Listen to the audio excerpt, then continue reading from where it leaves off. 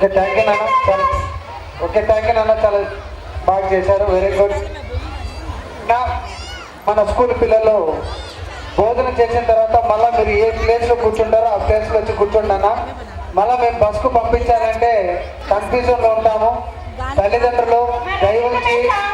మీ పిల్లలు మీరు పిలిచి